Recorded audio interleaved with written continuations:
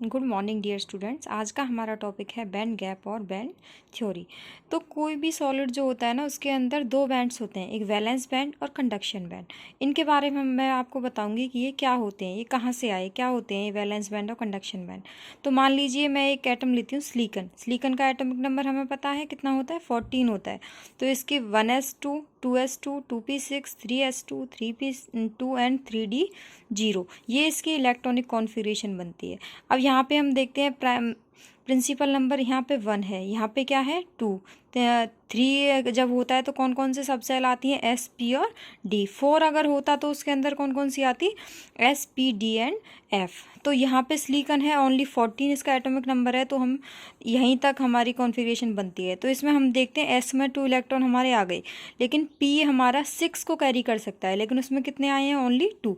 तो जब पी ही पूरा फिल नहीं होता है तो डी तो फिल होगा ही नहीं इसमें, तो डी हमारा इसमें क्या रह जाता है, कम्प्लीटली एम्प्टी। तो जो ये हमारी थर्ड शेल है, ये हमारी क्या रह जाती है, वेकेंट रह जाती है। तो इसके लिए इसको हम क्या बोलते हैं, इसको हम वैलेंस सेल बोलते हैं। क्या बोलते हैं इसे, वैलेंस सेल। तो इसके दो सब सेल के अंदर, यानी कि 2 ऑर्बिटल के अंदर, तो इसके इलेक्ट्रॉन्स हैं, लेकिन एक ऑर्बिटल इसका क्या रह जाता है, डी ऑर्बिटल खाली रह जाता है। तो जो हमारे 2 फिल्ड ऑर्बिटल्स हैं वो हमारे क्या बनाएंगे, कंडक्शन बैंड को जनरेट करेंगे। किसको जनरेट करेंगे, कंडक्शन बैंड। लेकिन जो हमारा अनफिल्ड रह जाता है वो किसको जनरेट करता है, वैलेंस बैंड को जनरेट करता है। तो यही हमारे क्या होते हैं, कंडक्शन बैंड और वैलेंस बैंड। वैलेंस बैंड होता है कम्प्लीटली एम्प्टी और कंडक्शन बैंड होता है फुल फिल्ड हमारा। ठीक है, फुल फील्ड और पार्शियली फील्ड, मतलब इसमें इलेक्ट्रॉन्स हमारे होते हैं लेकिन वैलेंस बैंड में नहीं होते। और ये कहाँ से बनता है हमारा, ये वैलेंस सेल की वजह से हमारे ये बैंड्स बनते हैं। ठीक है, और इनके बीच में जो गैप होता है, 3p और d के बीच में जो गैप है वो हमारा क्या कहलाता है, फॉरबिडन गैप कहलाता है। क्या कहलाता है हमारा, फॉरबिडन गैप। तो इसमें देखिए आगे, तो ये हमारा हो गया वैलेंस बैंड, एक को हमने नाम दे दिया किसका, कंडक्शन बैंड का, और उनके जो बीच का गैप है उसको हम क्या बोलेंगे, फॉरबिडन गैप बोलेंगे।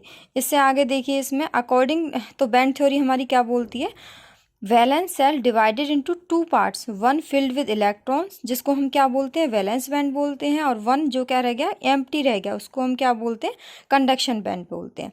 अगर कंडक्शन बैंड और वैलेंस बैंड के बीच का गैप 5 इलेक्ट्रॉन वोल्ट के इक्वल है या उससे बड़ा है तो सॉलिड हमारा कौन सा होगा, इंसुलेटर होगा।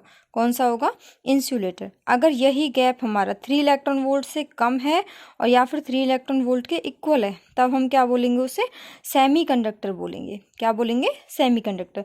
और अगर ऐसा हुआ कि कंडक्शन बैंड और वैलेंस बैंड क्या कर गए, उनके बीच में कोई भी गैप नहीं है, वो ओवरलैप कर रहे हैं एक दूसरे को, तो हमारा सॉलिड कौन सा होगा, कंडक्टर होगा। तो यही बेसिक डिफरेंस है बैंड गैप के अकॉर्डिंग इंसुलेटर, सेमीकंडक्टर और कंडक्टर के बीच में। Okay, thank you.